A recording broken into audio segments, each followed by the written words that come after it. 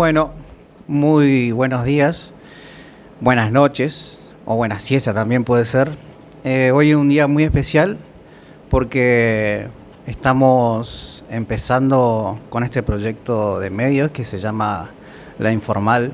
Mi nombre es Luis, yo soy militante social, político, trabajador social, estudiante trabajador social.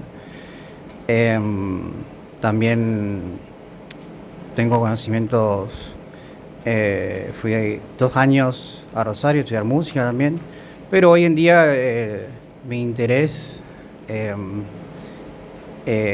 para este proyecto es traerles a ustedes eh, el contexto social, político que tenemos en estos días, en la actualidad, con personas idóneas en el tema, que están involucradas en la militancia. Y acá estamos con Mónica Colunga. Ella es abogada, ella es artista plástica también, ella es sobre todo militante social y política. También es periodista, que fue una de las causas que nos cruzamos y estamos en este proyecto, porque con ella también estamos, este lugar, este espacio, estamos haciendo un acuerdo para que este contenido social y político pueda salir. Así que, Mónica, si te querés presentar, decir tu trayectoria hasta en la actualidad. Sí, bueno, uno hace distintas cosas. Me motivó mucho el periodismo en algún momento, en otro momento el arte, sobre todo la pintura, y actualmente me toma mucho del tiempo la abogacía, ¿no? Y las lecturas que hago relacionadas con el derecho y la política tienen que ver con el derecho internacional y la política internacional, que creo que, como decía Perón, la política es la política internacional, o la única política es la política internacional. Así es. Hablando de política internacional, lo que a todos los que nos tiene bastante alertas es lo que está pasando en Venezuela. Durante las elecciones hubo una ola mediática, una operación mediática, corporativa, judicial, de todos los campos, para que Maduro, el partido de Maduro, no pueda lograr otra presidencia.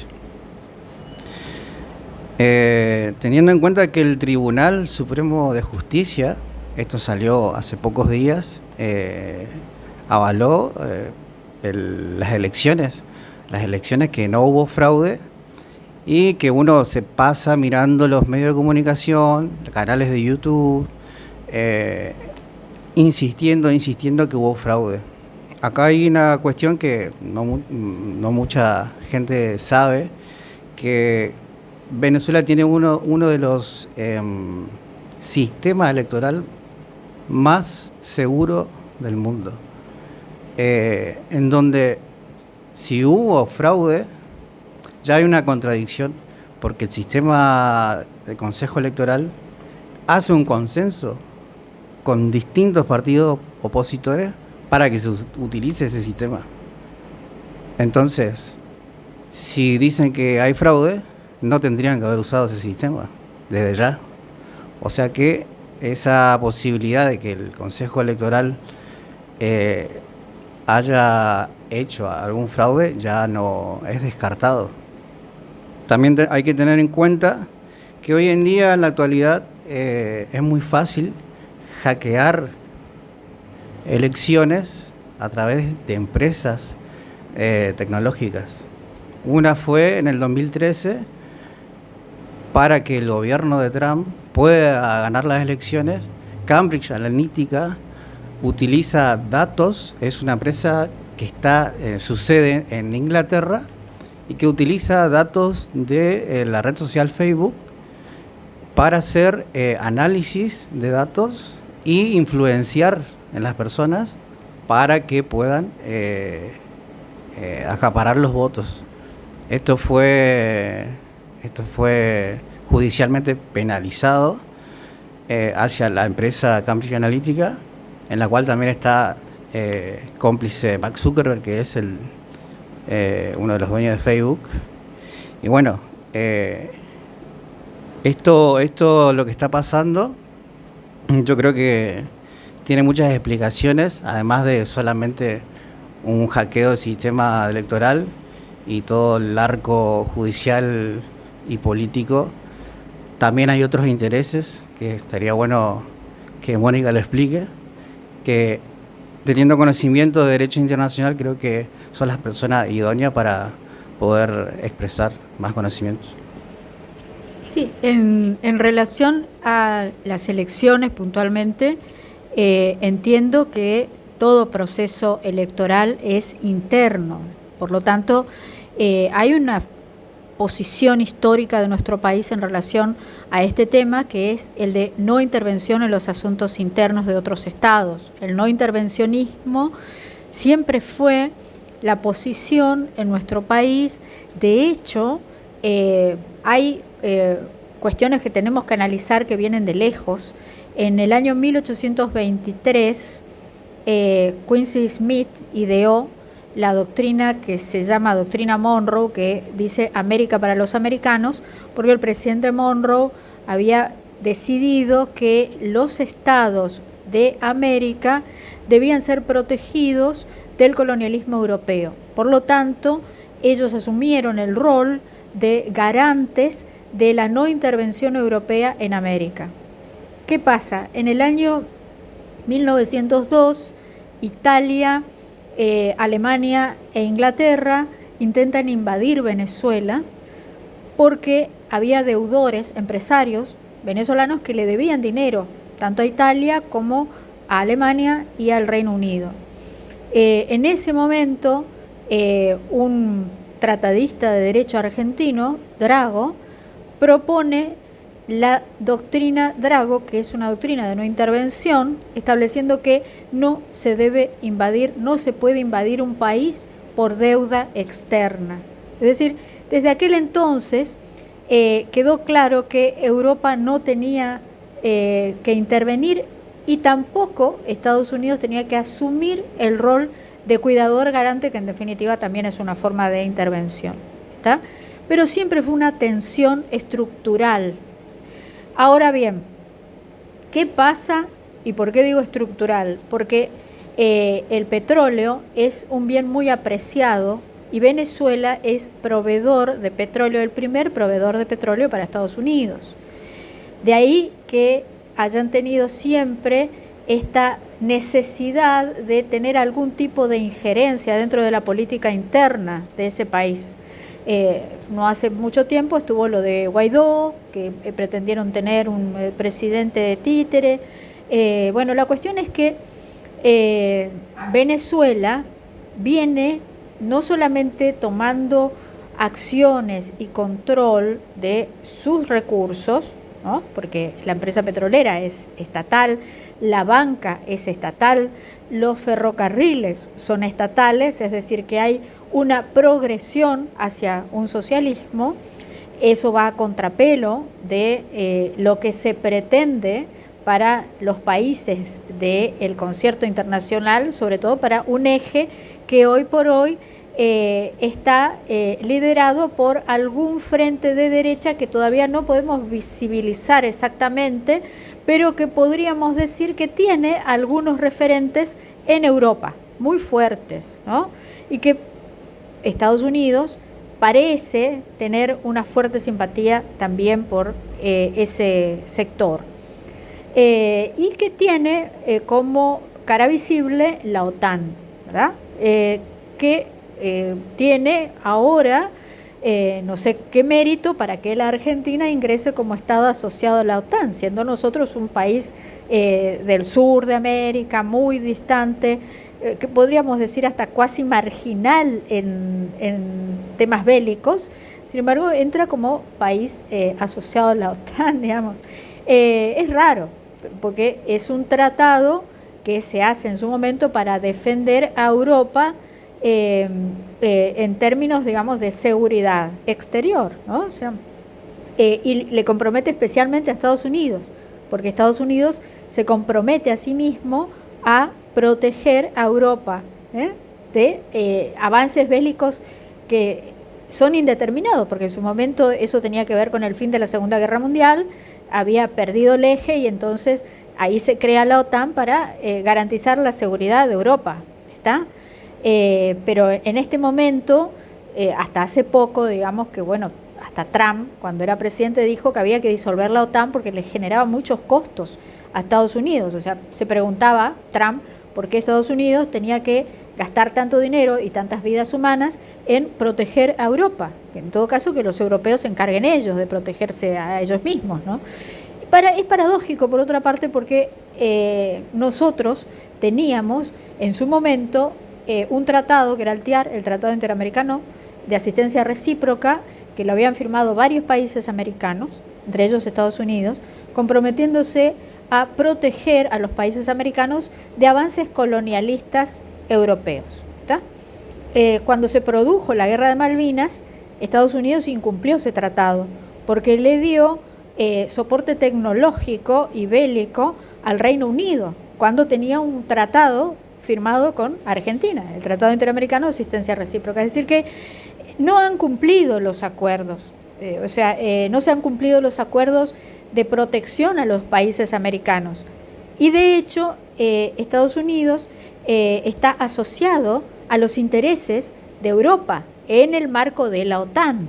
Por lo tanto, el criterio que debiéramos tener sería el de fortalecimiento de otro tipo de acuerdos en el marco de la UNASUR, en el marco de los países de Centro y Sudamérica, y entiendo que Venezuela está tratando de seguir adelante con la protección de su pueblo, siendo un país que tiene serios problemas económicos. Lo que hacen es tratar de mantener el precio del petróleo, porque en definitiva es lo que ellos pueden comerciar, es la primera mercancía hoy por hoy que tienen para satisfacer las necesidades de la población, ¿no? Y ahí está el punto, porque ahí está el interés que sostiene Estados Unidos, y entiendo que seguramente también otras potencias, en desestabilizar el gobierno de Venezuela, ¿está? Pero si hubo o no fraude, siguiendo el criterio histórico de nuestro país de no intervención, tampoco debiera ser un tema de interés nuestro, debiera ser un tema que resuelvan ellos. Ok, bueno, siguiendo con la línea internacional de los tratados internacionales, justo te iba a hacer una pregunta, que si la ley bases, estando vigente, ese tratado internacional ya dejaría de existir. Hay un tema que es la cuestión de los tratados internacionales. Tienen jerarquía constitucional. Los tratados internacionales se entiende que están incluso por encima de la Constitución, que tienen un carácter supranacional. Por lo tanto, pretender que un decreto de necesidad y urgencia o una ley interna deje sin efecto un tratado internacional, yo entiendo que no, porque tiene rango constitucional. O sea, si querés denunciar un tratado internacional, tenés que hacerlo con el mismo criterio que una reforma constitucional, una asamblea constituyente. Ok. Bueno, otra inquietud también que creo que tiene a Estados Unidos y a Europa, que es el BRICS. Actualmente el BRICS está Brasil, Sudáfrica. Creo que hoy en día se ve la contracara de lo que es la política popular, de un gobierno popular como la que está haciendo Lula da Silva, y un gobierno de ultraderecha como la que está ahora actualmente Milei, teniendo un porcentaje de 63% de pobreza, en la cual las infancias están siendo muy afectadas. Los niños hoy en día solamente comen un solo, de clase social baja, solamente se alimentan con una comida que es o la del mediodía o la de la noche. Y el tratado de los BRICS, perdón, estaba con ese tema, es claramente el avance del progresismo, como mencionaste hoy, de las políticas de políticas populares hacia los pueblos populares, en proteger las reservas y justamente el crecimiento económico de hoy en día de Brasil se ve clarísimo que no es necesario políticas de privatización, políticas de, de aumento de tarifas. O sea, ¿cómo se explica la lógica que solamente la política de la ultraderecha es favorecer a los empresarios y no dejar y seguir siendo un país subdesarrollado, y sí aplicar políticas de ajuste para que sea solamente un pasaje más,